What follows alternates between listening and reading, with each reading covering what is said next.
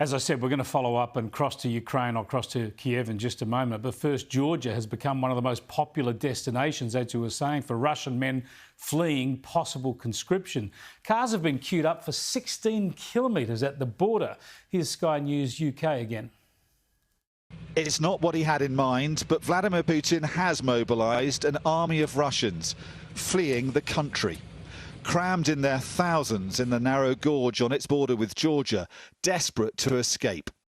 10,000 Russians have crossed a day here since Putin's mobilisation decree almost a week ago.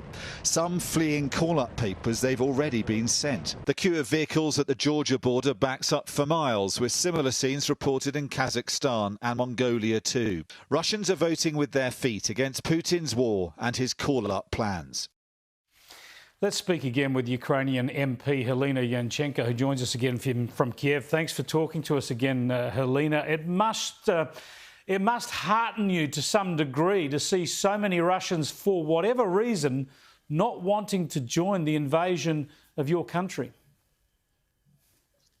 Well, I should also note that actually it's very cynic of Russians to flee to Georgia, especially given that it was Russia who actually invaded Georgia in 2008.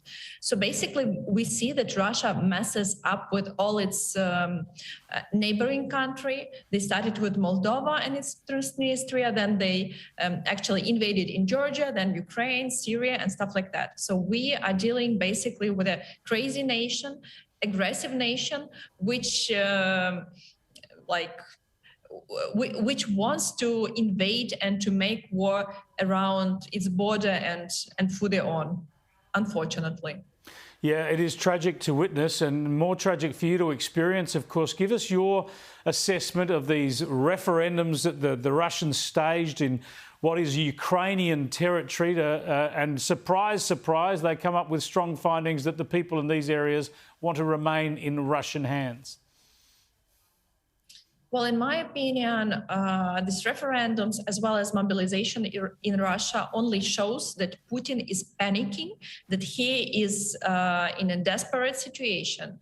And today there was one more news actually that says that Putin is in a desperate situation.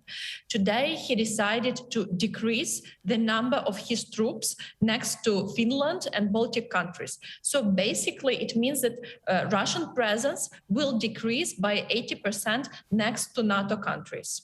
And it means that actually each and every piece of heavy weapon that free world provides to Ukraine decreases the threat of Russia to free world. And that is why it's very important to keep with military assistance. And I would even say to increase the number of heavy weapon and ammunition that is supplied to Ukraine. If we are talking about Australia, I would like to particularly thank all Australian people for the military assistance that you provided to Ukraine. For example, Bushmasters that helped us to liberate 400 settlements in Kharkiv Oblast. Indeed, we've seen the crucial role those Bushmasters have played with Ukrainian crews, which is great to see, and hopefully the government will send more if they're required. Just tell us what's the latest intel from the front lines. Is Russia still fighting, or are they amassing troops? Do you fear a fresh incursion from them soon? Well, currently, dynamics is positive for Ukraine. We keep liberating some cities and settlements in east and in south, but it's not as fast as it happened within the first 2 weeks of September, because we were collecting heavy weapons that we received from NATO countries, from Australia and other countries, to make this quite speedy and efficient counteroffense. So now we are trying to basically collect my heavy weapon. We are waiting for assistance from USA and hopefully more assistance from Australia.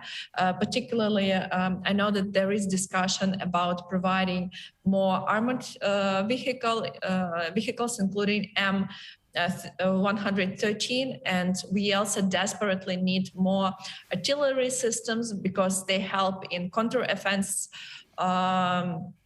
basically strategies. And for us, for Australia, this heavy weapon means just, like something that you keep on your stores. For us, it means an opportunity to save lives.